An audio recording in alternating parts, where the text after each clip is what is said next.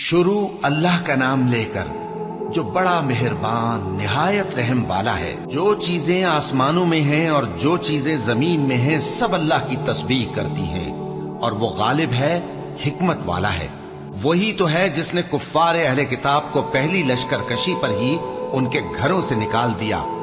مسلمانوں، تمہارے خیال میں بھی نہ تھا کہ وہ نکل جائیں گے، اور وہ لوگ یہ سمجھے ہوئے تھے کہ ان کے قلعے ان کو اللہ کے عذاب سے بچا لیں گے، مگر اللہ نے ان کو وہاں سے آ لیا جہاں سے ان کو گمان بھی نہ تھا، اور اس نے ان کے دلوں میں دہشت ڈال دی کہ اپنے گھروں کو خود اپنے ہاتھوں اور مومنوں کے ہاتھوں سے اجاڑنے لگے۔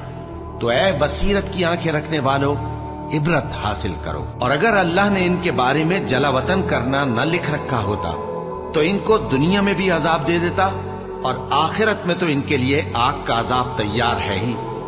یہ اس لیے کہ انہوں نے اللہ اور اس کے رسول صلی اللہ علیہ وآلہ وسلم کی مخالفت کی، اور جو شخص اللہ کی مخالفت کرے تو اللہ اسے سخت عذاب دینے والا ہے۔ مومنوں، کھجور کے جو درخت تم نے کاٹ ڈالے یا ان کو ان کی جڑوں پر کھڑا رہنے دیا، سو یہ اللہ کے حکم سے تھا، اور اس سے مقصود یہ تھا کہ وہ نافرمانوں کو رسوا کرے۔ اور اے مسلمانوں، جو مال اللہ نے اپنے پیغمبر کو ان لوگوں سے جنگ کے بغیر دلوایا ہے، اس میں تمہارا کچھ حق نہیں، کیونکہ اس کے لیے نہ تم نے گھوڑے دوڑائے نہ اونٹ، لیکن اللہ اپنے پیغمبروں کو جن پر چاہتا ہے غالب کر دیتا ہے، اور اللہ ہر چیز پر قادر ہے۔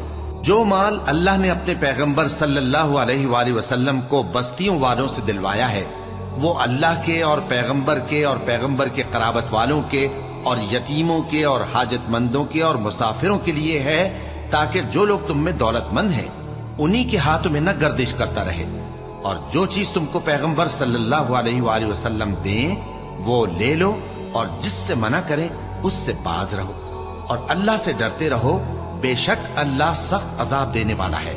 اور ان ضرورت مند مہاجروں کے لیے بھی جو اپنے گھروں اور مالوں سے خارج اور جدا کر دیے گئے ہیں، جو اللہ کے فضل اور اس کی خوشنودی کے طلبگار اور اللہ اور اس کے پیغمبر کے مددگار ہیں، یہی لوگ سچے ہیں۔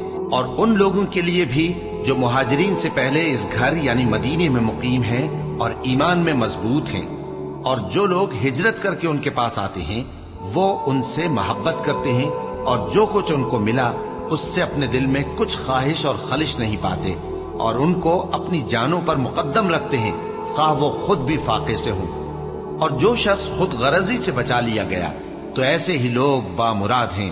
اور ان کے لیے بھی جو ان مہاجرین کے بعد آئے اور دعا کرتے ہیں کہ اے پروردگار، ہمارے اور ہمارے بھائیوں کے جو ہم سے پہلے ایمان لائے ہیں گناہ معاف فرما، اور مومنوں کی طرف سے ہمارے دل میں کینہ و حسد نہ پیدا ہونے دے۔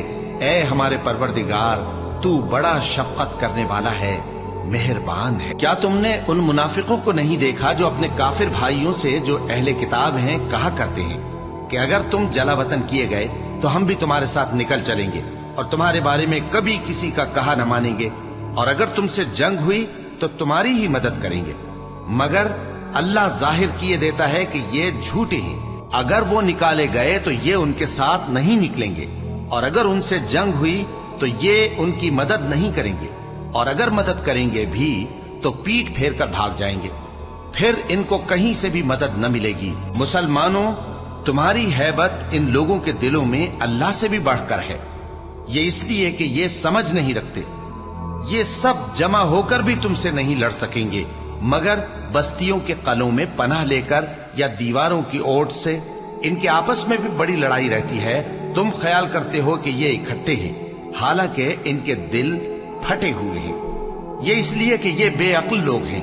ان کا حال ان لوگوں کا سا ہے جو ان سے کچھ ہی پیشتر اپنے کرتوت کی سزا کا مزہ چکھ چکے ہیں، اور ان کے لیے دکھ دینے والا عذاب تیار ہے۔ منافقوں کی مثال شیطان کی سی ہے کہ انسان سے کہتا رہا کہ کافر ہو جا، پھر جب وہ کافر ہو گیا تو کہنے لگا کہ مجھے تجھ سے کچھ سروکار نہیں، مجھ کو تو اللہ رب العالمین سے ڈر لگتا ہے۔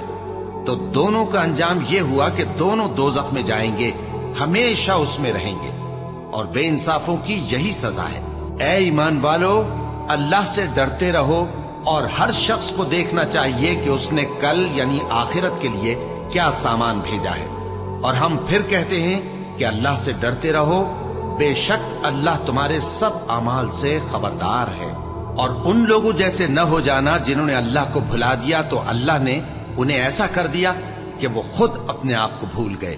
یہی لوگ ہیں نافرمان۔ اہل دوزخ اور اہل بہشت برابر نہیں، اہل بہشت ہی کامیابی حاصل کرنے والے ہیں۔ اگر ہم یہ قرآن کسی پہاڑ پر نازل کرتے تو تم اس کو دیکھتے کہ اللہ کے خوف سے دبا اور پھٹا جاتا ہے۔ اور یہ مثالیں ہم لوگوں کے لیے بیان کرتے ہیں تاکہ وہ غور کریں۔ وہی اللہ ہے جس کے سوا کوئی معبود نہیں، پوشیدہ اور ظاہر کا جاننے والا، وہ بڑا مہربان ہے، نہایت رحم والا ہے۔